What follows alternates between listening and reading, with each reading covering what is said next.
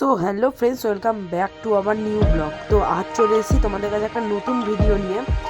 আজকে আমরা সবাই মিলে আদিনা ফরেস্টে ঘুরতে গেছিলাম। তো তোমরা ভিডিওটা প্রথম থেকে দেখতে থাকো। ভিডিওটা ভালো লাগলে অবশ্যই লাইক, কমেন্ট, শেয়ার, সাবস্ক্রাইব করবো। তো তোমরা দেখো, আমরা ফ্যামিলির সবাই মিলে চলে এসেছিলাম আদিনা ফরেস্ট পিকনিক করতে। এখানে আমার ভাস্তি আছে, বৌমনি আছে, বাবা আছে, মা আছে, আমার ভাস্তা আছে এবং দাদাও এসেছিল। আমরা এখন আদিনা ফরেস্টে যাচ্ছি। আদিনা ফরেস্টটা খুব সুন্দর দেখতে। প্রথমে হচ্ছে আমরা তো টিকিট কেটে নিয়েছিলাম, তোমরা দেখতেই পাচ্ছ ভিডিওর মাধ্যমে। এরপর আমরা ভেতরের প্রকৃতিতে এতটা সুন্দর লাগলো দেখতে, তোমরা দেখো। আর মানে নির্জন টাইপের জায়গাটা, খুব সুন্দর লাগছে এবং রোদও ছিল সেই দিকটা। এই দেখো, তোমরা ভিডিওর মাধ্যমে বুঝতেই পারছো, এদিকে শুধু মানে জঙ্গল আর জঙ্গল চারি সাইডে।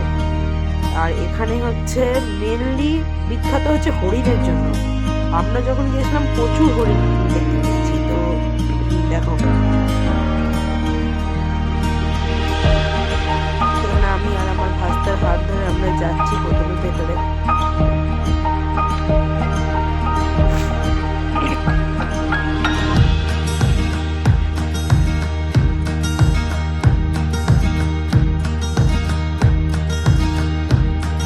তোমরা তো সবাই জানো যে সেখানে পার্কও আছে।